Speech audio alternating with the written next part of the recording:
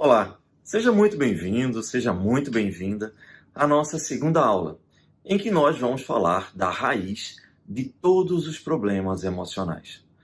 E você deve estar se perguntando, mas, opa, a raiz de todos os problemas emocionais?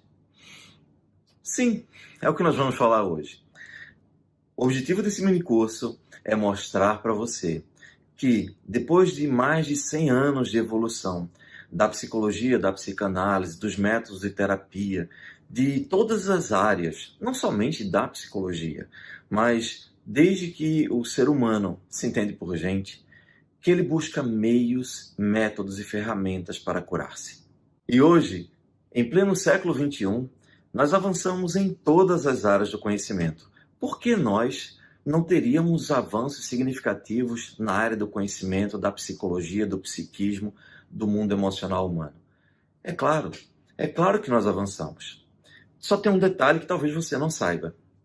Você sabia que uma descoberta, até que ela saia dos laboratórios, dos pesquisadores, das universidades, até que ela venha ser acessível ao grande público, a mim, a você no dia a dia, leva-se em torno de 40 a 50 anos? Exatamente isso. Uma vez que é feita uma descoberta, no laboratório, em pesquisas, até que isso seja validado, popularizado e divulgado, nós levamos 40 a 50 anos. Hoje nós já temos tecnologias de ponta em todas as áreas, como eu falei, mas principalmente no psiquismo humano, no reprocessamento emocional. E nós vamos falar disso a partir de hoje. Mas antes, eu só quero dizer que a nossa primeira aula foi fantástica e ela é a base disso aqui. Se você não assistiu ainda, para tudo, vai lá, assiste a primeira e depois volta e assiste essa segunda aula. Por quê? Nós fizemos de tal forma que tudo está encadeado, como se fosse uns degraus de escada, para que você possa, pouco a pouco, ter o conhecimento mais amplo possível, mas de forma bem empilhada, construída, sedimentada, encadeada, para que não fique algo complicado. Se você perceber, eu, de propósito, não escolho palavras complicadas. E se eu escolher alguma palavra complicada, me perdoe.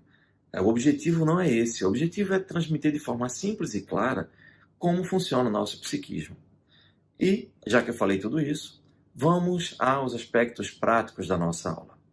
A primeira pergunta que eu queria lhe fazer é: por que é que nós, como dizia o apóstolo Paulo, o bem que eu quero, eu não faço, mas o mal que eu não quero, este eu faço?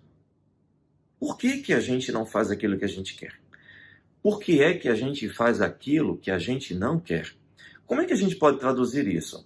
Ora, não vou dar aqui aula de religião, não é o objetivo. É só pegar um aspecto de uma frase muito interessante, de um questionamento muito interessante, de uma figura bem conhecida, para aplicarmos à nossa vida. A pergunta que eu lhe faço é: por que é que você sabota a sua dieta alimentar e não consegue emagrecer?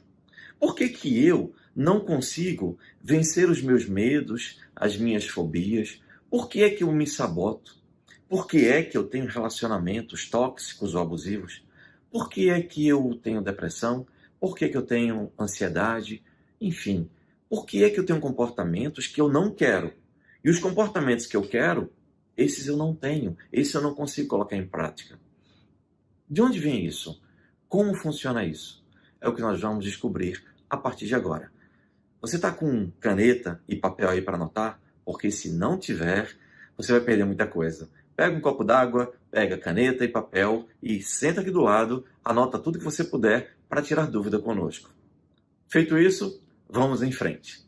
Você se lembra que nós enfatizamos bastante. O inconsciente, ele tem algumas peculiaridades e tem regras. A primeira peculiaridade do seu inconsciente é que ele é atemporal. Significa que não existe passado para o seu inconsciente. Uma dor que te marcou quando você tinha 2, 3, 4 anos de idade, ou até menos, vai repercutir na sua vida até hoje, todos os dias, e o mais importante, todos os minutos da sua vida. É por isso que a sua personalidade acaba sendo formada em função de tudo que você viveu. Você começa a ter comportamentos que muitas vezes até mesmo você não concorda. Quantas vezes a gente não se arrepende de coisas que a gente fez? Quantas vezes eu já não escutei no consultório ou em atendimentos online a pessoa dizer: Nossa, eu estourei com alguém. Eu me lembro agora de uma senhora que ela disse: Olha, me ajuda porque eu trato mal todo mundo que vem me atender, por exemplo, numa loja. Agora mesmo cheguei de uma loja, fui no shopping, e porque a moça demorou 30 segundos, 30 segundos, ela não demorou mais que isso, para me atender, eu explodi com ela, e eu tratei ela muito mal. E todo mundo ficou olhando pra minha cara como se eu fosse louca. E até eu me achei louca. Eu fiquei tão envergonhada que eu saí de lá. Não comprei nada. Só armei o maior barraco e saí de lá. Eu não consigo controlar. Como é que eu faço isso? Como é que ela faz isso? Por que isso acontece? É o que nós vamos esclarecer agora, mas para isso você precisa entender. Esse comportamento dela está ligado ao passado. Para não deixar você na curiosidade, essa senhora, ela tinha algumas peculiaridades no seu corpo, algumas características. O que ela sempre foi? Ela sempre foi muito gordinha e sempre foi baixinha. Então a vida inteira ela sofreu muito bullying. Ela sofria bullying na escola, com a vizinhança, com os amigos, mas acima de tudo, ela sofria bullying com o próprio pai. O pai não era fisiculturista, mas era alguém que gostava muito de exercício, de malhar, etc. E olhava para ela e dizia que ela era uma bola de gordura, que ela ia ficar doente, que ela não podia fazer aquilo, enfim, desde que ela se entendia por gente. Ela cresceu ouvindo aquilo. Então, ela acabou registrando dentro dela muita dor, muita frustração. O pai que ela amava e tudo que ela queria era o amor do pai, naturalmente. Era o pai que a machucava. E ela não conseguia fazer diferente. Ela não conseguia emagrecer, ela não conseguia, não sabia nem o que era aquilo. Imagina uma criança de 5 anos recebendo uma reclamação porque ela está gorda. Enfim, e aí ela acabou jogando dentro dela aquela dor, e essa dor vai explodindo continuamente. Por quê? Porque o inconsciente, ele busca a felicidade, mas quando ele não consegue dissolver aquilo, a pessoa entra numa compulsão à repetição, ou seja, aqueles eventos traumáticos ficam dentro dela explodindo. Agora eu te pergunto, imagina você ter uma coisa explodindo dentro de você. Uma dor, uma angústia, um sofrimento, o tempo todo explodindo, dia e noite. A primeira pergunta que eu lhe faço é, você vai ser uma pessoa calma? Você vai ser uma pessoa tranquila e relaxada? Com uma coisa explodindo no teu psiquismo o tempo todo? Claro que não. Aí nós começamos a perceber a raiz das ansiedades. Isso vai ficando claro a cada vez que eu te der um novo exemplo, a cada vez que eu der uma nova metáfora. Eu adoro fazer isso, porque aí você vai entendendo de forma simples e vai adequando ao seu mundo, ao conhecimento que você tem. As coisas não têm que ser complicadas, elas têm que ser compreensíveis. Ela tem que passar para você o que você precisa saber. E é esse o nosso objetivo aqui, e espero que a gente esteja atingindo. Pois bem, o que acontece com essa moça? Acontece que isso dói tanto, que ela fica o tempo todo revoltada. Só que tem um aspecto importante. A criança, ela aprende por generalização. Isso. A gente não vai falar só de criança não, tá? Mas só para você ir entendendo. A criança aprende por generalização. Quando você chega para uma criança e fala, olha, isso aqui é um uau-uau. E um uau-uau é um shih tzu, desse tamanho. Um cachorrinho bem pequenininho. A criança, no outro dia, olha para um dog alemão que é 5, 6, 10 vezes maior e diz, au-au. Como assim? Como é que ela conseguiu entender que um shih tzu é a mesma coisa que um dog alemão, que é muito maior e é totalmente diferente? Porque ela generaliza. Nós generalizamos. Nós, humanos, generalizamos sempre. Só que a gente tem um filtrozinho que a gente regula essas coisas. Mas a criança não. A criança generaliza tudo. Ela recebeu muita pancada do pai. Pancada emocional, muita marca emocional. O pai a machucou muito com comentários. E o que acontece? Ela generalizou para a vida. As pessoas são más. As pessoas querem me agredir, as pessoas me machucam. Para completar, ela acabou atraindo isso no dia a dia, com os coleguinhas, na escola, enfim, em todos os lugares. Com 60 anos de idade, ela não aguentava mais viver assim, machucando todo mundo. Quando eu perguntei para ela qual era a vontade que ela tinha na hora que ela falava essas coisas, ela dizia: eu queria ser maior do que as pessoas e eu queria bater nas pessoas. Eu falei: independente de quem seja. Ela disse: é estranho, mas é um sentimento que eu tenho. Agora, imagina, se a gente disser que ela estava congelada emocionalmente na infância. Apesar dela ter crescido, dela ter se tornado adulta, mas emocionalmente ela estava congelada na infância. Faz sentido para você? Vou te passar mais casos. Uma vez chegou aqui um senhor, um executivo, 50, 60 anos de idade. Perceba, ele tinha várias empresas, tinha mais de 300 funcionários. E ele chega aqui, cabisbaixo, contrariado e frustrado. Eu perguntei: o que foi que houve? Já era a nossa, sei lá, quinta, sexta sessão, enfim. Ele disse: Jair, eu não entendo. Eu acabei de ter uma discussão terrível no trânsito, sem a menor necessidade. Eu falei: o que aconteceu? Ele me disse: olha, eu estava vindo no meu carro, tranquilo, quando desceu o viaduto, a pessoa que estava aqui do meu lado, ela acho que distraiu-se, ela não fez nada demais. Ela simplesmente, eu acho que quando se distraiu, balançou o volante de um canto para outro. Ele não ficou na minha frente. Ele não me trancou. Ele só estava aqui um pouco na minha frente e fez isso e pronto. Isso me encheu de uma raiva tão grande que eu comecei a buzinar, a xingar ele. Ele acelerou, eu fui atrás, tranquei ele e fui para cima dele com toda a violência. Quando eu cheguei lá, eu estava brigando com ele, apontando o dedo para a cara dele. Ele olhou para mim e falou: amigo, me perdoe, eu estava distraído, eu não sei o que aconteceu. Eu nem sei o que eu fiz para você. Neste momento, a ficha caiu. Eu comecei a perceber que eu estava todo engravatado, de terno e gravata, no sol quente, discutindo com uma pessoa que nem sabia o que estava acontecendo. Por que isso? Eu fiquei tão envergonhado que baixei a cabeça e vim embora. Como eu conheci a história dele, foi bem simples explicar. Explicar, né? Por que foi simples? Se eu não conhecesse a história dele, eu iria explicar do mesmo jeito. Por quê? Porque o psiquismo tem lógica, as emoções têm lógica, o nosso comportamento ele é lógico, lembra disso? Pois bem, mas eu já sabia o que tinha acontecido com ele. Aí ficou mais fácil ainda. A pergunta que eu fiz foi: você lembra que você era uma criança bem gordinha e na escolinha que você estudava tinha uma gangue, né? Como você me falou. E essa gangue de meninos, eles faziam você de gato-sapato. Eles tomavam seu lugar na fila do lanche, eles tomavam seu lanche. Quando você estava jogando, eles tiravam você de dentro da pelada lá do futebol e dizia que eles iam jogar. Enfim, eles sempre tomavam o seu lugar, eles sempre estavam tomando a sua vez. Não é verdade?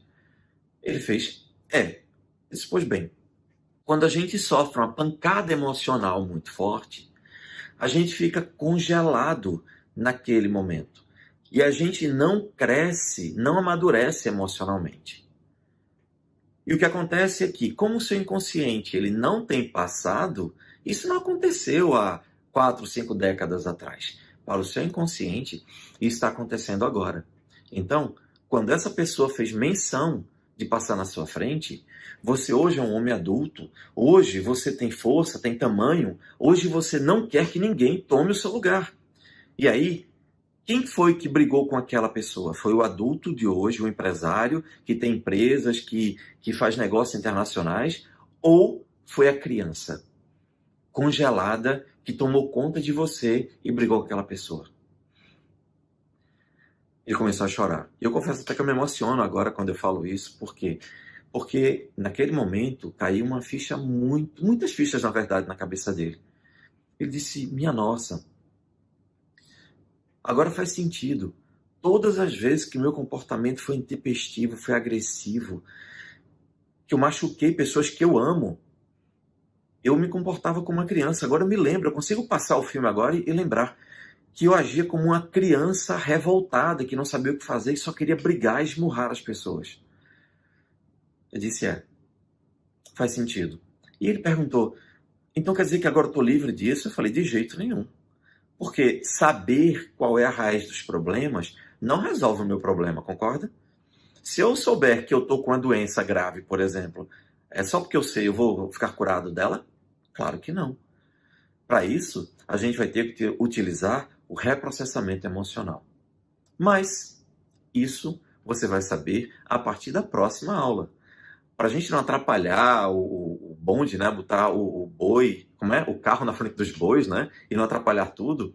Eu estou sendo bem didático, então vou te dar passo a passo tudo que você precisa entender. Então, só quero que você saiba que tem solução. E no caso dele foi maravilhoso, a gente resolveu isso fácil. Por incrível que pareça, é fácil. Eu sei que muita gente deve estar olhando, mas espera aí, já está falando que é fácil resolver problemas emocionais desse jeito? É fácil. E é o que você vai saber a partir desse mini curso. Você já está começando a entender que eu sei do que eu estou falando, né?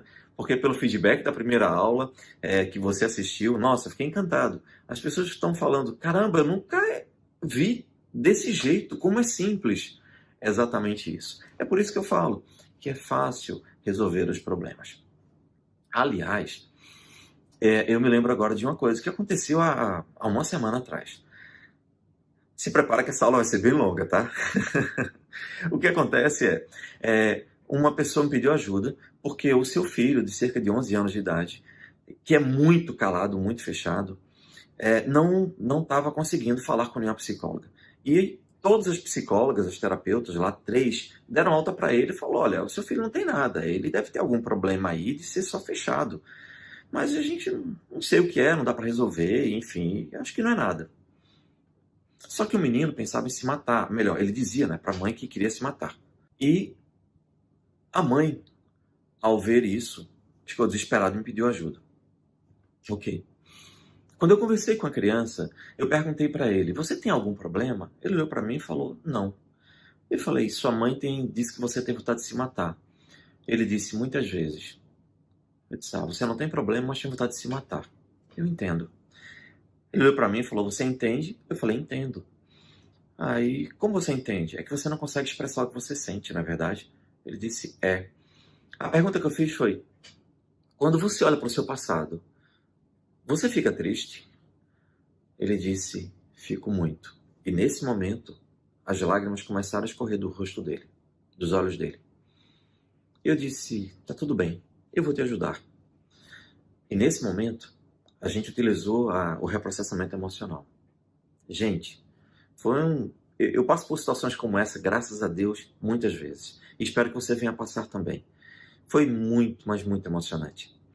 Depois que a gente começou a fazer o nosso trabalho, uma hora depois, quando concluímos, ele olhou para mim e disse, eu estou me sentindo muito mais leve. Eu disse, que bom. A partir de agora, pelo menos metade dos seus problemas foram resolvidos. A gente tem que fazer mais sessões para resolver o restante. Mas o mais importante é que ele saiu daqui com um sorriso no rosto. E a pergunta que eu fiz é, você ainda tem vontade de se matar? Ele olhou para mim e falou, não, eu acho que tem solução. 11 anos de idade. Bem, eu estou só semeando na sua mente, no seu coração, que é possível, que você pode ajudar pessoas e que esse trabalho é maravilhoso. Mas vamos a mais explicações, que agora você já está no clima que eu quero te conduzir, tá bom? Agora, vamos dar uma acelerada nisso para a gente passar o máximo de informações para você, tá bom? Vamos lá. Como é que são criadas as nossas crenças, a nossa maneira de pensar, muitas vezes, e de tomar decisões? Como é que são criados as nossas dores emocionais, a depressão, a ansiedade, o pânico, o transtorno obsessivo-compulsivo? Ora, de onde vem tudo isso? Simples, muito simples. É preciso que você entenda. Primeira coisa, e eu acho que até preciso explicar isso antes. Quando a gente fala, quando se fala que você tem uma doença emocional, eu peço que você repense bastante isso. Por que repensar bastante isso? Porque não é exatamente o termo. Doença emocional não é o termo. Você tem transtorno emocional. Depressão, transtorno emocional, Pânico é um transtorno emocional. Transtorno obsessivo compulsivo é um transtorno emocional. Nada disso é doença. Por quê? Porque não há, de fato, alteração neurológica, neurofisiológica no seu corpo. Isso é uma coisa que você precisa entender. Não vou me aprofundar muito, mas eu só quero que você enxergue com muita clareza o seguinte. Muitas vezes a gente escuta dizer que a pessoa tem depressão por causa de fatores genéticos. Gente, presta bem atenção. Não existe um único trabalho científico que prove que a depressão tem causa genética. Não existe. Você pode procurar na internet. O que se tem é especulação. Os cientistas especulam e eles estão fazendo certo. Eles estão especulando teorias, hipóteses para chegar a alguma conclusão. E muitas vezes eles veem, nós conseguimos encontrar pessoas que têm depressão com uma certa frequência, nós encontramos um gene associado. Ótimo. Eles estão especulando. Muitas vezes a pessoa escuta isso e fala, descobriram a causa da depressão. Principalmente em jornais sensacionalistas, né, que a gente vê na internet. Mas não é realidade. Não é verdade.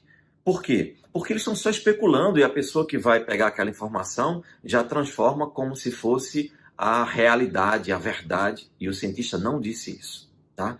Então, vamos separar bastante. Tudo o que acontece com você emocionalmente, todos os seus problemas emocionais, eles foram criados pela sua mente. Esse é o ponto. Foi criado pela sua mente. A sua mente gera os problemas. Se ela gera o problema, ela tem mecanismos para corrigir.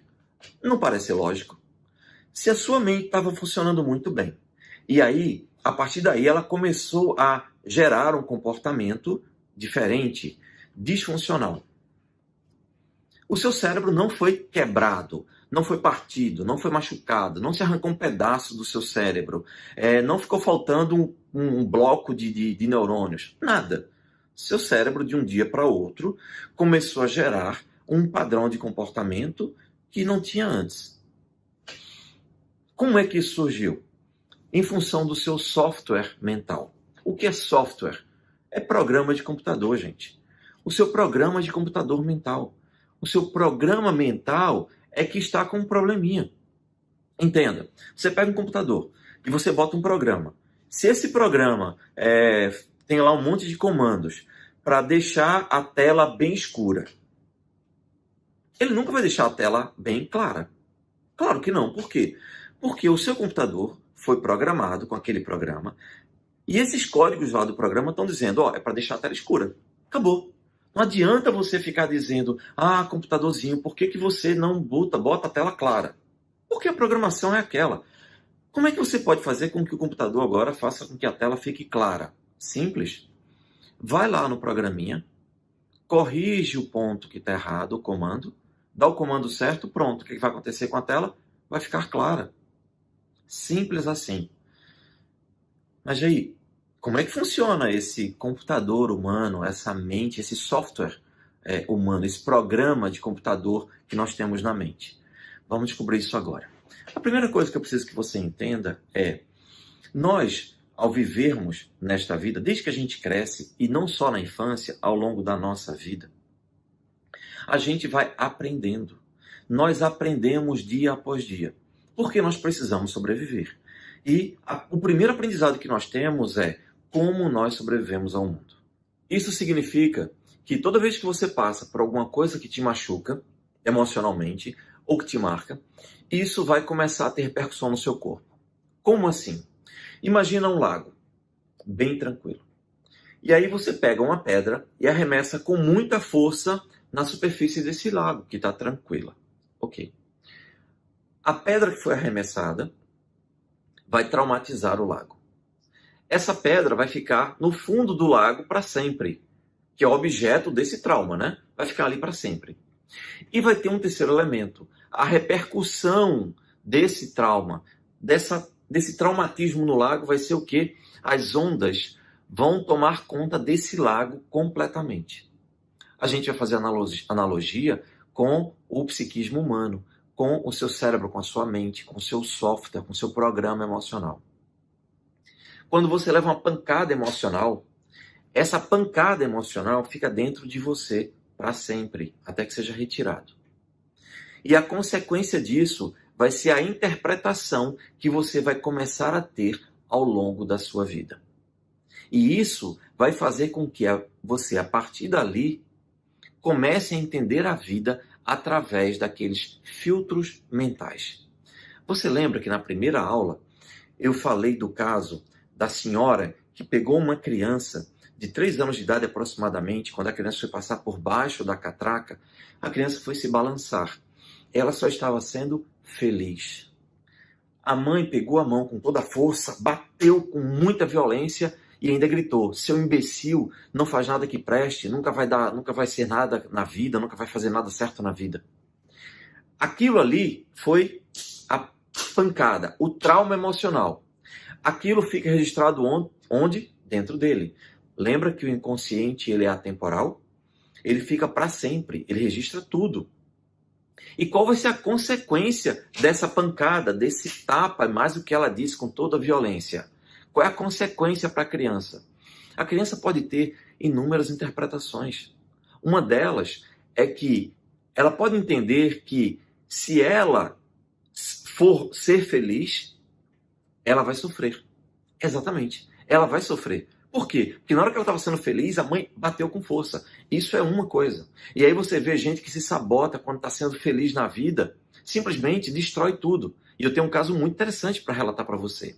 Mas só para concluir a explicação, quando acontece isso, a criança pode interpretar assim, ou ela pode interpretar aquilo como, de fato, ele é um imbecil, ele não faz nada certo.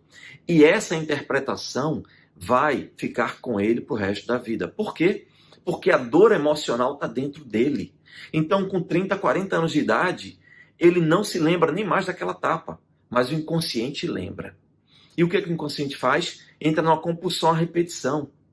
A pessoa não se lembra que recebeu essa mensagem violenta, mas o inconsciente não quer saber. O inconsciente diz: eu não dissolvi, eu não entendi por que isso aconteceu e vamos se submeter a situações que trazem essa dor de novo até você sair disso.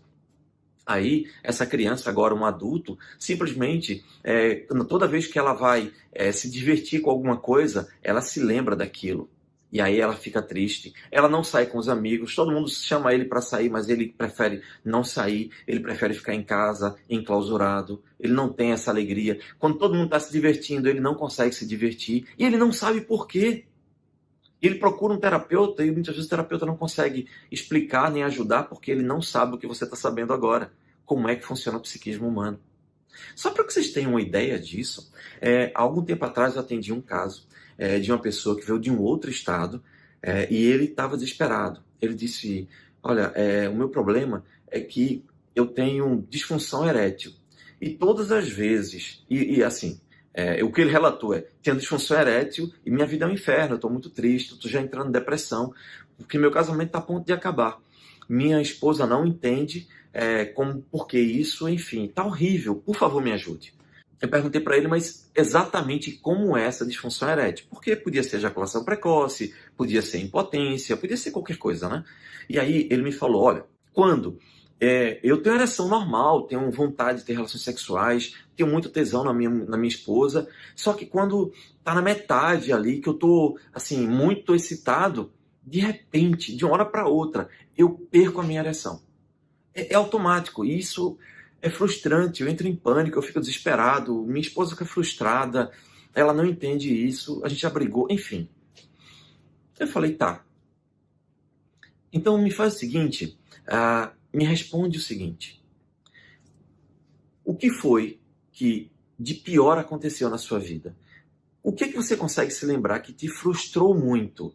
Me diz qualquer coisa que você se lembra, se você conseguir se lembrar, de situações em que você estava muito feliz e de repente você sofreu uma queda na expectativa, ou seja, alguém te frustrou, te arrancou o que você queria e você ficou muito triste. Ele disse: curiosa essa pergunta. Olha, eu já fui para muitos psicólogos, eu estou em terapia há 5 anos e ninguém consegue resolver, mas ninguém fez essa pergunta. Eu só consigo lembrar, não sei se tem alguma coisa a ver, mas quando eu tinha cerca de 7 anos de idade, Eu organizei com os coleguinhas na rua uma pelada, um campeonato de futebol, na rua mesmo. Só que a gente se empolgou tanto que a gente conseguiu comprar padrão de time, né? As camisetas, a gente conseguiu comprar calção, a gente conseguiu troféu, o meu pai foi com a gente, enfim, a gente marcou para o domingo. Então, assim, ia ser uma coisa fantástica, a gente ficou todo mundo eufórico e tudo mais. No dia do domingo de manhã eu tava vestindo minha roupa, botei o meião, botei a chuteira. Quando eu ia sair para jogar, o meu pai olhou para mim e disse: "Você não vai." Eu olhei para ele e falei: "Como?" Ele falou: "Não, você não vai, você vai ficar aí." Eu disse: "Ele não explicou por quê?" Ele disse: "Não, nunca explicou." E nesse momento, a voz dele tremeu e ele baixou a cabeça. Uma criança frustrada estava diante de mim naquele momento. Ele estava congelado naquele ponto. Eu falei: "Tá." Ele disse: "Eu passei o dia inteiro vendo pela janela os meus colegas jogarem bola, jogarem o campeonato, até o final, ganharem título e tudo mais, e eu só sabia chorar." Eu falei: "Entendi. Aconteceu mais alguma coisa?" Ele falou: "Aconteceu."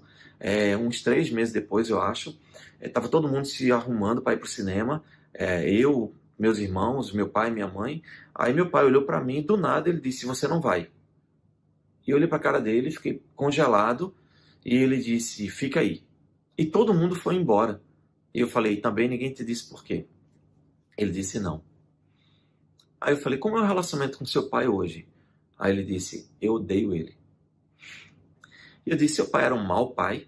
Ele disse: "Acho que sim." "Se você não tem certeza?" Ele disse: "Não, aqui ele tinha umas coisas assim, como essa. Mas grave mesmo foi só isso. Agora ele tem umas alterações, mas eu tenho muita raiva dele." Eu disse: "Você não sabe por quê?" Ele disse: "Não." Eu tenho uma boa ideia por quê. Porque essa dor está até hoje te martelando e você não consegue perdoá-lo. Mas o que importa é o seguinte: vamos resolver o seu problema. Eu já sei o que aconteceu com você." Ele disse: "O quê?" Eu disse: "É simples. Veja, o seu psiquismo, o seu inconsciente registrou que é perigoso você estar muito feliz, você ter muito prazer.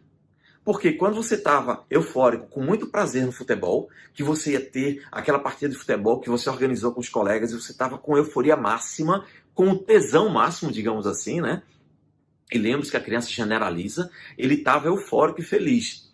Mas a criança, ela não sabe diferenciar exatamente euforia, de felicidade, de qualquer outra coisa. Ele só está feliz, muito feliz, e ponto. É isso. E aí o que acontece? Quando você estava muito feliz, veio alguém e pá! Arrancou de você aquela felicidade. E doeu muito. Depois, o cinema, a mesma coisa. O que acontece? O que acontece é que o seu psiquismo registrou que ficar feliz dói muito. Toda vez que você está muito feliz, dói. Porque o seu inconsciente, ele generaliza. Então, você generalizou para a vida. Ele olhou para mim e falou: "Caramba, faz todo sentido, porque é justamente no momento que eu acho que eu vou conseguir ter orgasmo, que aí eu perco tudo." Eu falei: "Exatamente." Nós reprocessamos, resolvemos. A parte ruim é que ele entendeu que, como ele tinha muitos sofrimentos emocionais, ele acabou se ligando a pessoas que machucavam muito ele, né? E, de fato, essa companheira dele era uma pessoa que o humilhava muito. E aí, quando nós resolvemos todo esse problema e descongelamos a criança da infância, que ele pôde assumir seu papel de homem adulto, ele olhou para ela e falou: "Não, você não é uma esposa companheira, você é uma pessoa que só quer agredir os outros." E ele separou-se. E a parte boa desse final feliz é que, alguns meses depois, ele mandou um convite de casamento de uma pessoa maravilhosa e está muito feliz. Perdão. Percebe a lógica? Uma vez que você recebe uma pancada emocional e você não consegue dissolver, você fica congelado. Muitas pessoas chegam e falam: "Mas aí eu não tenho traumas. Uma situação dessa que você está falando foi bem traumatizante, mas eu não tenho traumas." E aí eu quero que você entenda 2 conceitos simples. Primeiro, o que é um trauma emocional? É uma pancada que te machuca muito e que te marca muito. É algo violento. Mas existem pequenas pancadas que você vai levando ao longo da vida que também te machucam bastante e causam quase um estrago tão grande quanto um trauma emocional. Quer ver a analogia? Se você pega um carro a 300 quilômetros por hora e você dá uma pancada na parede, ele vai destruir tudo, né? Você vai acabar com esse carro. não é verdade? Isso é um trauma emocional. Agora, se você pegar um carro zero e der um martelo para alguém ficar martelando todos os dias ali, dando uma marteladinha naquele carro, o tempo todo, minuto a minuto, o tempo todo, segundo a segundo, tá martelando devagarzinho, ó. Durante 1 ano, 2 anos, 3 anos, 4 anos, 5 anos, 10 anos. Depois de 10 anos, esse carro não vai estar tão destruído quanto aquele que você jogou na parede? Claro. E aí você tem dois conceitos. Trauma emocional é aquilo que é violento e te machuca. Mas marca emocional é aquilo que vai te machucando ao longo do tempo. Vamos a um exemplo para ser bem didático e bem claro? Olha só. Algum tempo atrás, também aqui no consultório, aliás, era em outro local, era um consultório em outro bairro, na Zona Norte. Chegou uma pessoa com uma síndrome chamada síndrome do pick eaters, ou síndrome do comedor seletivo. O que é isso, gente? Primeiro, síndrome é um conjunto de sintomas, tá? Então, toda vez que você ouvir falar, a pessoa está com uma síndrome, é porque ela está com um conjunto de sintomas. Ok? Quem está apaixonado, por exemplo, tem um conjunto de sintomas. Fica abestalhado, fica imaginando coisas, fica pensando, fica romântico, emotivo. Isso é uma síndrome. Síndrome do apaixonado. É um conjunto de sintomas, tá? Então, a síndrome do picky eaters, ou síndrome do comedor seletivo, é o seguinte: a pessoa ela só come determinados alimentos, só bebe determinados tipos de bebidas, enfim, e tem muito sofrimento ao comer. São pessoas que normalmente não comem comidas pastosas, não comem comidas que dão a sensação de que ele pode engasgar. Normalmente comem carne seca ou carne bem assadinha em tiras pequenas, bolacha seca em pequenas quantidades. Enfim, não toma todos os sucos, é bem seletivo mesmo. E aí, essa pessoa chegou para mim e falou, olha, já procurei todo mundo e ninguém consegue resolver, ele tinha cerca de 27 anos de idade, e minha vida está destruída. Parece simples, né? Mas pô, a pessoa só come alguns alimentos.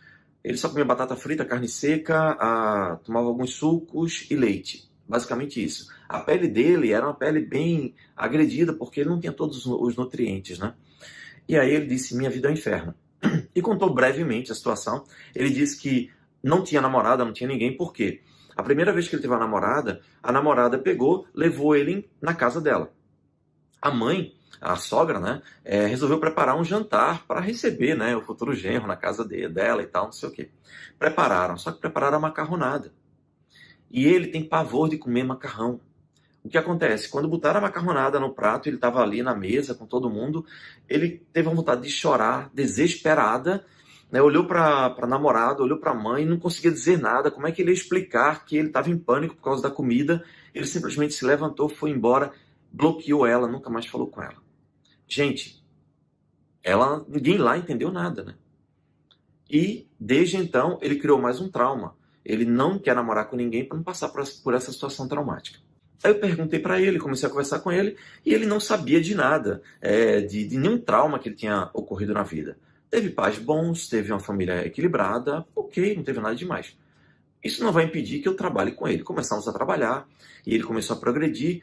Determinado dia, do nada, ele começou a falar e falou, olha, você me perguntou se tinha passado alguma situação, eu já estou bem melhor, estou comendo outros alimentos e tal, mas não sei por que me deu agora uma lembrança de uma coisa da infância. Eu falei, o que aconteceu? Aí ele disse, olha, meu pai nunca bateu em mim, meu pai nunca me traumatizou, mas o meu pai tinha uma coisa. Desde pequeno, o meu pai era militar e ele tinha um vozeirão, uma voz grossa, era um cara muito forte, muito grande, e eu uma criança, né? Ele, toda vez que eu sentava à mesa, ele brigava comigo porque eu estava fazendo barulho com garfo e faca. Às vezes eu não comia com os talheres certo, ele me dava um esporro. Outras vezes, se eu botava o cotovelo na mesa, ele brigava comigo. Outras vezes, eu comia rápido demais, ele também brigava. Aí eu falei, peraí, então comer era sinônimo para você de sofrimento, né? Ele disse era um tormento, eu ficava muito ansioso na hora que ia comer, principalmente quando meu pai estava lá. E a gente fazia todas as refeições juntos, porque ele obrigava a gente, dizia que a família tem que comer unida e tal, que ele tá certo, né? Mas era muito sofrimento para mim. Eu falei, tá. Você não teve um trauma emocional, mas você teve pequenas marcas emocionais que foram machucando o seu psiquismo. E o seu psiquismo, então, entrou numa compulsão à repetição porque ela não conseguia dissolver aquilo. E tem lógica, pessoal, porque olha só, se você leva uma pancada aqui, digamos que eu dou uma pancada aqui, ó, pá, e antes dessa pancada sarar, eu recebi uma outra pancada, digamos que eu tomei uma pancada aqui de peso 10, tá? Pá, aleatório, peso 10, pá. E aí eu recebo uma outra pancada depois, antes disso sarar. Vai doer 20? 10 com mais 10, vai doer 20? Não. Vai doer 100, né? Porque aquilo já estava machucado. Então a pancada em cima de algo machucado vai doer muito mais. Aí perceba. A pessoa recebeu um machucadozinho. Aí o pai deu um esporro, brigou com ela, ficou nervosa. Na próxima vez, ele já vai estar mais sensível.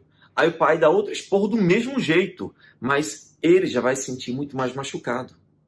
Na terceira vez, na quarta, imagina você crescer a sua vida inteira tomando reclamação, escutando alguém gritar com você e você ficar angustiado. O que é que o psiquismo dele fez? Associou comida com dor, com sofrimento, com fazer coisa errada. Quando o psiquismo associou, lembra que o seu psiquismo, seu inconsciente, ele generaliza e ele não tem passado. Todas as vezes que ele ia comer alguma coisa, automaticamente o cérebro reptiliano dele, vou falar dele agora, a base do inconsciente dele ativava e falava, opa, isso é perigoso, comida é perigoso. Por quê? Porque a comida está associada a tudo de ruim que ele havia passado na vida. Era por isso que quando ele ia comer alguma comida nova, ele começava a chorar, a garganta travava, porque é um sinal de ansiedade, e ele tinha medo de engasgar. Por quê? Porque se ele estava ansioso, todo o seu corpo estava meio travado. E quando você está travado, você não consegue se alimentar direito. E aí ele começou a associar mais coisas ruins e mais coisas ruins, a ponto de a vida dele ser um verdadeiro inferno. E tudo começou porque lá atrás o pai dele brigava o tempo todo com ele porque ele fazia tudo errado na hora de comer. Está fazendo sentido para você? Você está conseguindo encaixar as explicações de forma simples e clara para entender como nós funcionamos? Até aqui, você já entendeu como funciona o seu inconsciente, que o inconsciente é temporal, que ele tem algumas regras, que ele busca a felicidade, que ele registra absolutamente tudo que você passou, que se você não consegue dissolver emocionalmente seus problemas, você vai entrar na compulsão à repetição, e que se aquilo te marca excessivamente, você vai ficar congelado naquela idade. Então você vai ser muitas vezes um adulto que tem um congelamento emocional em muitos aspectos da sua vida. E claro, esse congelamento não é só um. Tem gente que se congela aos 5, aos 7, aos 9, aos 10, enfim, cada situação traumática vai acabar congelando você emocionalmente, né? Então isso é importante que você tenha na sua mente. Agora, um próximo tópico muitas vezes, a pessoa que tem um problema emocional, ele tem um desconforto físico. Qual é a conexão entre a mente e o corpo? Por que que muita gente chega no consultório de um psicólogo, um terapeuta e começa a falar da angústia? Ele não sabe de onde veio a angústia, ele não sabe por que aquela angústia está daquele jeito.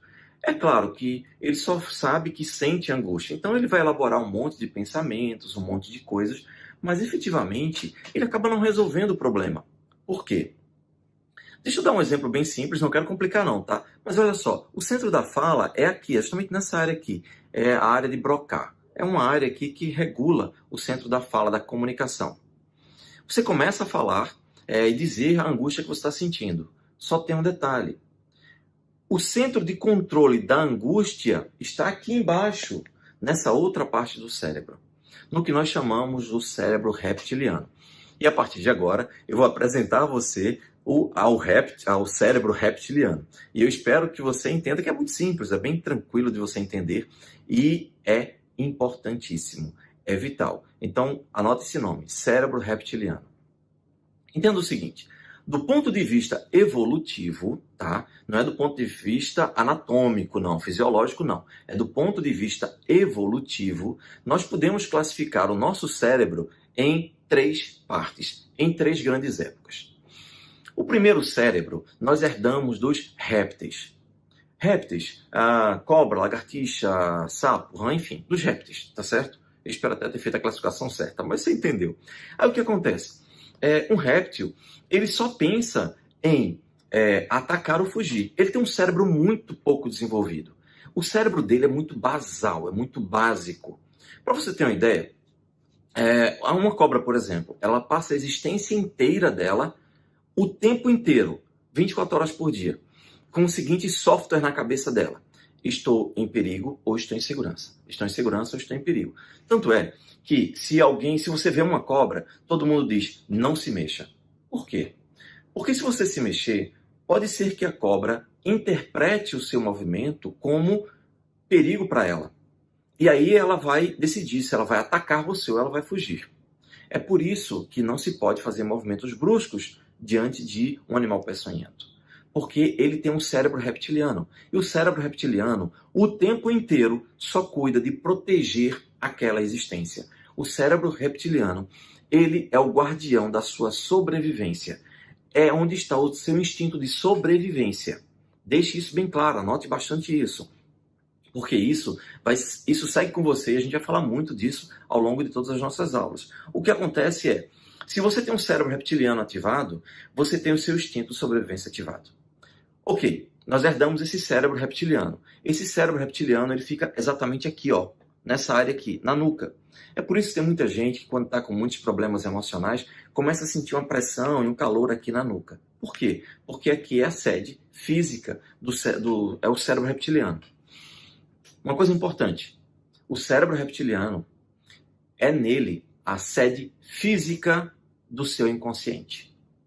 Exatamente isso. O seu inconsciente é sediado fisicamente no cérebro reptiliano, aqui. Quando você tem algum problema emocional, o seu inconsciente está ativado, não está? O seu inconsciente começa a trazer toda aquela situação de emergência, de perigo, de dor, de sofrimento. Só que ele está justamente aqui. E esse cérebro reptiliano, ele é responsável pelo quê? Pelo teu sistema simpático e parasimpático. Tradução. Esse bloco aqui, esse cérebro aqui, é ele que controla teu batimento cardíaco, ele controla a função dos seus esfíncteres, é ele que controla as sensações de medo, angústia, sofrimento, aperto no peito, paralisia, sensação de dormência no corpo, todas essas angústias que você tem, frio na barriga, até mesmo as situações como, por exemplo, prisão de ventre. Tudo isso é controlado por essa área aqui do corpo. Só que imagina, você está com o inconsciente todo machucado. Teu inconsciente está com um monte de marcas emocionais ou pancadas emocionais, traumas, te machucando. E a sede física dele é justamente nesse nervosinho aqui, nesse sujeito nervoso aqui, que é o cérebro reptiliano. O réptil está sempre pronto para atacar ou para fugir, não é? Então, ele está o tempo todo ativado. Se uma pessoa passou por muitos traumas emocionais, ora, esse cérebro aqui está em estado de alerta. E aí ele vai reagir com muita violência. E ele vai dar descargas no corpo muito grande. Por isso, uma pessoa que tem sintomas como depressão, ansiedade e outros tipos de transtornos emocionais, ele, na verdade, tem muita dor e sofrimento e angústia e sensações no corpo que, se ele for para o médico fala, olha, não tem nada de errado com o seu corpo. Isso tudo é da sua cabeça. Aí a pessoa, às vezes, acha que o médico está dizendo que não é nada, que não existe. Não, o médico está dizendo que são coisas que você está gerando com o seu funcionamento interno. Só que ele não sabe como você está gerando e nem você sabe por quê, enfim. E aí você fica na mesma, ou melhor, fica até mais frustrado, né? Porque não tem remédio que cure dores no corpo causadas por emoção. Mas tem solução. Vamos adiante. Nós temos esse cérebro reptiliano. Com o passar do tempo, com a evolução humana, nós recebemos um cérebro emocional, que é o cérebro dessa fase, dessa parte aqui, ó, o cérebro límbico, o animal. Esse cérebro é o cérebro responsável pelo gerenciamento das suas emoções. Um cachorro, por exemplo, que é um animal, ele já tem emoção, um golfinho. Então, os animais já têm emoções, coisa que um réptil, uma cobra, não tem. Já estamos na escala mais evoluída do processo. E depois, evolutivamente, com o passar do tempo, nos últimos 300 mil anos para cá, começou a existir a raça humana, e a raça humana tem essa camada externa do cérebro, que é o neocórtex, ou seja, essa camada rugosa do cérebro, Perdão. Essa camada rugosa do cérebro que dá essa aparência que você conhece, né, o cérebro. Pois bem, essa camada externa, que é a camada que foi construída por último, primeiro vem a reptiliana, depois a emocional, depois a neocortical. Essa camada rugosa é a parte inteligente, é a parte racional, é a parte que decide ou acha que decide. Esse é o problema. Lembra do que nós falamos no começo? O apóstolo Paulo dizia: por que é que o bem que eu quero, esse eu não faço, mas o mal que eu não quero, esse eu faço? Quantas vezes eu não vejo gente dizer: eu não quero me drogar, eu não quero frustrar minha família nem me prejudicar, mas eu acabo me drogando. O bem que eu quero eu não faço, mas o mal que eu não quero eu faço. De onde está vindo isso? Desse sistema aqui, ó, cérebro reptiliano, emocional e neocortical. O cérebro reptiliano, ele é 16 vezes mais rápido do que o cérebro neocortical, o cérebro inteligente, né? Essa camada rugosa.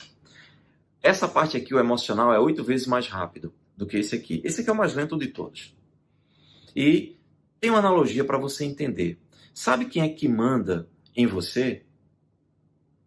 Eu falei que lá atrás, se você lembra, no fundo é o seu inconsciente. Mas eu vou explicar melhor agora e vai fazer mais sentido para você. Se eu te perguntar, em uma empresa, quem manda é o dono, é o gerente ou é o segurança? Você vai dizer: olha, Jair, claro que é o dono. O dono é que manda na empresa. Aí eu digo: tá, se tudo estiver funcionando bem, quem manda é o dono. Mas, se as coisas estiverem meio bagunçadas, não é o dono que manda. Quer ver uma coisa? Imagine que o segurança dessa nossa analogia é o cérebro reptiliano. Não é ele que cuida da segurança? Ele que cuida do instinto de sobrevivência? Então, digamos que ele está armado ali, né? E ele cuida da segurança de todo mundo.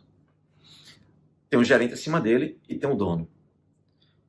Se esse segurança surtar e achar que estão assaltando, invadindo a empresa, ele está com um revólver na mão, ele simplesmente vai mandar e todo mundo vai ter que obedecer, não é?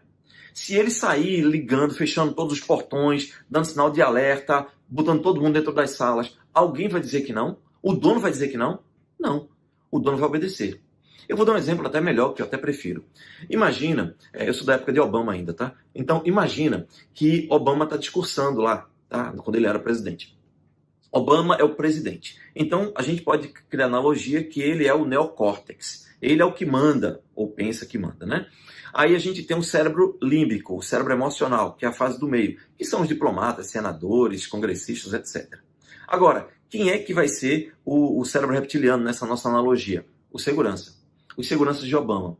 Agora, digamos que um daqueles seguranças de Obama, na verdade, o cara veio da guerra da Síria, do Iraque, e lá ele se traumatizou. Ele perdeu muitos amigos, ele viu muita gente sendo explodida, ele tem muitos traumas de guerra, ok? Então ele está traumatizado, mas ele é segurança e está ali protegendo o presidente. No meio da multidão, de repente, explode uma bola de soprar, uma bola de festas. Pá! Qualquer outro segurança vai olhar, ficar atento, mas vê que foi uma bola de festas que explodiu. Esse segurança que está traumatizado, ele está em estado de hiperalerta. Ele não vai dizer: foi uma bomba, uma bolinha. Não. Ele já pode ativar-se, entrar em pânico. E nesse momento, o que ele faz? Ele vai partir para cima de Obama, vai puxar ele pelo paletó e levar ele para o bunker, para o esconderijo. Ele está fazendo o papel dele, mas veja que ele foi hiperativado por causa de um trauma. O gatilho emocional de um barulho lembrou a ele uma bomba que explodiu lá no Iraque, na guerra da Síria, no que for. E automaticamente o cérebro reptiliano dele agiu muito mais rápido do que ele. Tanto é que se eu estiver aqui sentado conversando com você agora, de repente explode uma bomba aqui, um barulho qualquer, eu já olho imediatamente e nem raciocino. Quem foi que me fez olhar e já me preparar para fugir daqui? O meu cérebro reptiliano, porque ele é muito rápido, muito rápido. Só tem um detalhe. Imagina que esse segurança de Obama, ele em vez de pegar Obama e levar para o bunker, para o esconderijo, ele faz mais do que isso. Ele passa o resto do dia fugindo com Obama, Obama querendo parar, e ele sequestra Obama e não quer saber. E ele só fica dizendo, bomba, bomba, perigo, perigo, vamos sair daqui. E ele passa o dia, passa a noite, enfim, passa a existência. Coisa de louco, né? Não, não é de louco. É simplesmente o funcionamento do psiquismo humano. O cérebro reptiliano está tão machucado. Por quê? Porque ele é a sede física do inconsciente. E o inconsciente, como você já sabe, registra tudo. O inconsciente ele é atemporal. E o inconsciente entra na compulsão e repetição quando não consegue resolver as coisas e dissolver emocionalmente. Como aquele segurança não conseguiu dissolver os traumas de guerra, ele está engatilhado. E é assim que ele não quer fazer aquilo, mas é mais forte do que ele. Outro exemplo para você, para ficar bem mais claro, me procurou também uma cliente e ela tinha uma compulsão alimentar que era muito específica. Ela disse, olha, eu malho a semana inteira, mas no final de semana eu tenho que comer chocolate, eu adoro chocolate. E eu como barras e barras de chocolate. Eu saboto todo o meu trabalho e eu não consigo me livrar disso. Eu sou uma pessoa esclarecida, eu sou inteligente, eu sei que está errado, eu sei que vou me frustrar, mas por que eu não consigo parar de comer esse maldito chocolate? No fim de tudo, depois que a gente já tinha resolvido todo o problema, que ela estava livre dessa compulsão alimentar, foi que ela se lembrou de uma coisa. Ela disse, Jair, que interessante. Quando eu era pequeno, o meu pai, ele tinha uma amante. Minha mãe sabia, mas minha mãe não queria se separar. E aí o que acontece? Aí eu já completei, porque eu já sabia o resto da história. O que acontecia era o seguinte, como o pai dela tinha uma amante, no final de semana, o pai dela ia ficar com a amante. A mãe não queria que ele se separasse, então a mãe aceitava que ele ficasse, queria que ele ficasse com ela. Então ele passava a semana com a mãe e com ela, com a criança, né? Com essa minha cliente. Só que quando era final de semana, esse pai ia lá para a casa da amante, dormir lá. E ela sentia muita falta do pai. O pai, para diminuir esse sofrimento dela, né, que o pai também se preocupava, via que ela estava sofrendo, mas não abria mão dessa situação, enfim, né? Não cabe a gente criticar nem julgar ninguém. O que o pai fazia? O pai comprava chocolates para ela ficar o final de semana todo. Então comprava muitos chocolates para ela poder comer o final de semana todo, porque criança gosta de chocolate. Então ele comprava chocolates para ela. O que aconteceu? Agora você já sabe. Agora você já entendeu. Quando ela cresceu, toda vez que ela ia para casa, ela ficava sozinha. Por quê? Porque ela morava só, numa cidade diferente de onde ela nasceu, né? Fazendo faculdade, enfim, e depois atendendo, como, sei lá, não lembro mais da profissão dela. E o que acontece? Ela ficava o final de semana toda sozinha. Quando ela ficava sozinha, o gatilho de comer chocolate era ativado. Por quê? Porque a vida inteira ela aprendeu que se ela comesse chocolate, ela supria a falta do pai. Como ela estava sozinha, com falta de gente, porque a gente generaliza, ela simplesmente se entupia de chocolate. Quem é que mandava ela comer chocolate? Era o cérebro inteligente e racional? Não. Era o cérebro reptiliano. Porque o cérebro reptiliano, ele é a sede física do seu inconsciente. Como ele é a sede física do seu inconsciente, ele manda em você. Por quê? É ele que controla o seu corpo. É ele que controla a vontade desesperada de comer este ou aquele tipo de comida. E tudo tem uma lógica. Lembra que eu falei para você lá no começo que toda emoção tem lógica, todo transtorno emocional tem lógica? Pois é. Agora, eu já posso dizer para você que, olha, depressão é excesso de pressão. Depressão é excesso de sofrimento acumulado. Ansiedade são registros de medo acumulado ao longo da vida. Já e como assim? Anota isso. É mais informação que você nunca teve em lugar nenhum. Pegue todas as pessoas que sofrem de depressão. Todas elas, todas, sem exceção. E veja, eles não têm problemas físicos. Os problemas podem ter sido causados pela depressão. E não é necessariamente a depressão que causa isso, tá? Como é que funciona? Vou te explicar também relatando mais um caso. Dessa vez com uma colega de profissão, com uma colega psicóloga. Ela veio de um estado próximo, desesperada, pedindo ajuda. Eu lembro que como eu não tinha espaço na agenda, e naquela época eu trabalhava 7 dias por semana, eu atendia todos os dias da minha agenda, atendia 6 dias por semana, eu disse, olha, como eu não tenho espaço para você, eu vou fazer o seguinte, eu venho aqui no domingo para te atender, no meu dia de folga, né? O único dia de folga, mas enfim, a situação era grave. E ela disse, Jair, eu não entendo. Eu estou há 3 meses sem ter vontade de tomar banho. Muitas vezes eu sou obrigada a tomar banho. A minha sobrinha vai lá, me leva para tomar banho porque eu não consigo. Como é que é isso? Eu sou psicóloga. Eu ajudo pessoas com depressão, com ansiedade, com um monte de coisa. Eu nunca pensei que ia passar por isso. Por que eu passei por isso? O que está acontecendo? Eu expliquei para ela. Para ela que era excesso de dores acumuladas. Ela não entendeu, então eu expliquei dessa forma que eu vou te falar. Porque ela me disse o seguinte, Jair, vê só. Eu perdi, olha só a situação dela. No espaço de 5, 6 anos, eu perdi meu marido para o câncer, eu perdi meu cunhado, eu perdi minha mãe, eu perdi uma irmã e eu perdi um amigo. Tudo isso no espaço de 5 a 6 anos. E eu não caí.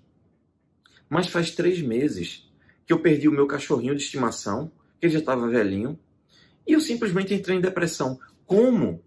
Como é que eu tenho perdas terríveis que me fizeram sofrer e eu não entro em depressão? E agora, porque eu perdi meu cachorrinho, claro, eu gostava muito, mas nem se compara a perder minha mãe, perder minha irmã, perder meu marido. Por quê? Eu não consigo entender. Eu falei, eu vou te explicar agora. Perceba o seguinte, imagina que toda vez que você teve uma dor na sua vida, uma perda que foi se acumulando, toda vez que você teve um machucão, uma traição, um abandono, são marcas que vão ficando no seu psiquismo, porque o seu inconsciente ele é temporal, ele registra tudo que ele não consegue dissolver. Então imagina que cada vez que você passou por uma situação difícil, é uma pedra que você bota aqui nos ombros, nas costas. Você foi traída, sofreu um abuso sexual, você foi abandonada, alguém te humilhou, e tome pedra. E você bota as pedras aqui nas costas. A vida tem o mesmo brilho? Não tem. Tem a mesma alegria? Claro que não. Mas você não pode parar. Você tem que continuar vivendo. Você tem que se sustentar, tem que estudar, tem que dar conta da vida. Você segue. A vida já não tem a mesma alegria, mas vamos lá, vamos tocar o barco. E aí vai chegando um momento que esse peso que você carrega durante tanto tempo está tão pesado que você começa a falhar. Aí uma pedrinha que é colocada nas suas costas, você não suporta mais e dobra o joelho. Olha o que aconteceu com ela. Ela teve várias perdas e ela foi mantendo a força e carregando aquilo, carregando aquilo. Só que depois que ela perdeu todo mundo que ela amava, ela estava extremamente vulnerável e cansada de carregar tanta pedra. Chegou um momento que ela perdeu mais alguém, perdeu um cachorrinho, mais uma pedrinha em cima. E o que acontece? Ela não suportou essa pressão e aí ela caiu. E quando ela caiu, ela ficou embaixo dessas pedras, dessas dores emocionais. Ela tinha alegria, tinha vontade de viver, de se levantar, de tomar banho. Não, quando você está embaixo dos escombros, você não quer fazer nada, você quer ficar ali quietinho, que ninguém mexa com você. Não é isso que acontece? Isso é depressão. Faz sentido para você? Faz sentido quando eu te explico dessa maneira? Quando você vê que o seu inconsciente funciona dessa forma? Jair, só para terminar, que eu gosto de terminar as histórias, nós também conseguimos ajudá-la naturalmente usando o reprocessamento emocional e hoje, graças a Deus, ela continua atendendo. De vez em quando a gente, eventualmente ela curte minhas fotos no Instagram ou comenta alguma coisa e tá linda, maravilhosa, ajudando muita gente. Bem, eu queria terminar a aula falando também sobre ansiedade, né? Porque é muito comum tanto as pessoas terem ansiedade quanto se você vai ser um terapeuta conosco, se você vai entrar na segunda fase conosco da formação de terapeutas, então você vai encontrar muita gente com ansiedade, com pânico, com transtornos graves de ansiedade, com medo de elevador, com esse tipo de coisa, né? Então, o que é ansiedade?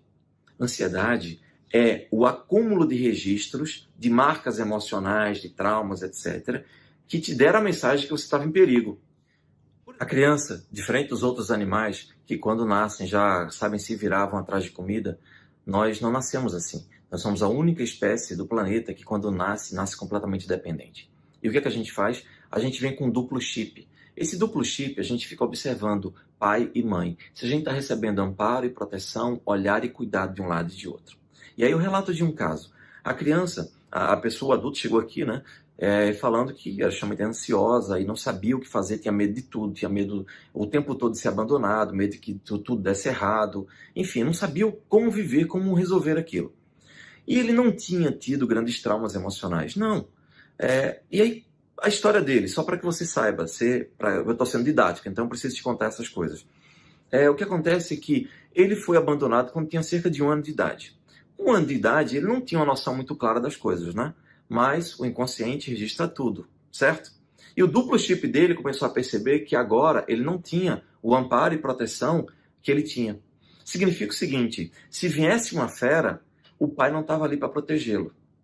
Nós, quando nascemos, até os 6, 7 anos de idade, quem é que predomina na gente? É o senso crítico? Não. É o cérebro reptiliano, é o cérebro instintivo. Porque quando você nasce, quando você está crescendo aqui, você precisa aprender a se defender nesse mundo, precisa aprender como isso funciona. É por isso que a gente tem pai e mãe, para ir nos protegendo e nos ensinando como é que funciona esse universo, né? Essa vida, esse planeta. Só que a gente vem com esse aprendizado, mas não vem com um instinto de análise crítica, a gente com um instinto de sobrevivência. A gente não fica analisando, nossa, meu pai fez isso, mas isso é errado, isso não está certo. Não, a gente não tem isso. A criança absorve tudo que ela recebe. Só que o que ela tem desenvolvido é um instinto de sobrevivência. É básico do ser humano. Então, ela automaticamente, quando percebe que o pai não está mais lá, sem que ela entenda, o seu cérebro reptiliano começa a dar sinal de insegurança. Se dá sinal de insegurança, dia após dia ele só tem um amparo de um, não tem um amparo de outro, ou a criança cresceu num lar em que há muitas discussões, muitas brigas, muitas pancadarias, humilhações, são sentimentos muito contraditórios, são registros que a criança recebe de que ela está em perigo. Por quê? Porque uma criança, ela não tem uma sofisticação emocional, obviamente. A criança, ela sempre vai dizer, estou triste ou estou feliz. Ela reduz tudo o que acontece. Um adulto não. Se um adulto não consegue uma coisa que ele quer, ele não diz eu estou triste, ele diz estou frustrado. Veja o quanto é sofisticado essa percepção. Já a criança não. A criança é só tristeza e alegria. É só isso. Então o que acontece? A criança olha para o lado e vê que não tem gente ali, ela só entende uma coisa, perigo. O cérebro reptiliano começa a ativar. E lembre-se, o inconsciente é atemporal e ele entra numa compulsão-repetição quando ele não entende aquilo. Aquele sentimento fica registrado e essa pessoa cresce se sentindo insegura. Quando você está em perigo, a primeira coisa que você recebe é uma descarga de adrenalina.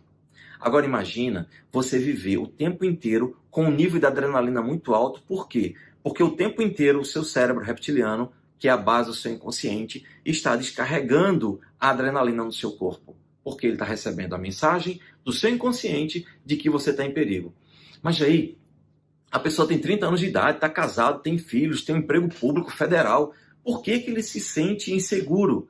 Ele não sabe. Ele se sente porque esse registro entrou no psiquismo dele na infância. E fica o tempo todo rodando, perigo, perigo, perigo. Ele não sabe, ele nem se lembra disso. Tem criança que foi abandonada, depois foi adotada e nem sabe que trocou de pai. Acha que aquele segundo pai é o pai dele. Nunca foi informado que houve uma mudança de pai para aquela criança. Mas o inconsciente, você já sabe, ele registra 400% de tudo. Ele registra tudo. E fica o tempo todo rodando aqui, ó, em background, o tempo todo rodando aqui embaixo, o tempo todo sem que a pessoa saiba o que está acontecendo. Está fazendo sentido para você? Eu espero que essa aula, que foi bem longa, eu peço desculpas a você por isso, mas tem tanta informação para te dar que você não tem noção. Porque esse foi o meu caminho. Eu precisava chegar aqui, porque como você conhece a minha história, foi muito dolorosa e eu não tinha ninguém que me ajudasse. E eu só recebia coisas do tipo, você tem que tomar remédio, tem que tomar medicação, você é nervoso, você tem problemas. E hoje eu não tenho ansiedade, não tenho depressão, hoje não tenho essas tristezas aleatórias. Quando tem alguma tristeza, é normal e eu sinto ela, está tudo certo.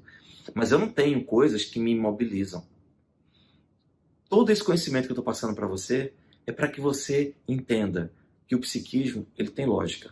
Agora, imagina, nesse mini curso, correndo, porque nós temos pouco tempo, eu estou te dando o máximo de informações e não consigo te dar nem 10%. Imagina você na nossa formação. A quantidade de informações, de material que eu não posso te passar e o quanto você não pode ajudar pessoas. É por isso que eu repito, a nossa formação é chamada de formação de terapeutas de resultados, ou como a gente chama internamente, formação de super-heróis. Por quê? Porque a gente muda vidas, a gente ajuda as pessoas a mudarem as suas vidas. E a sensação que você tem é de que você é um verdadeiro super-herói. Bem, eu espero estar ajudando, eu espero que você esteja gostando. A gente está fazendo tudo com muito amor e carinho. E qualquer dúvida que você tiver, pergunta. A gente está aqui para esclarecer tudo, ok? Fique com Deus, Deus te abençoe e vamos em frente para a próxima aula, a terceira aula.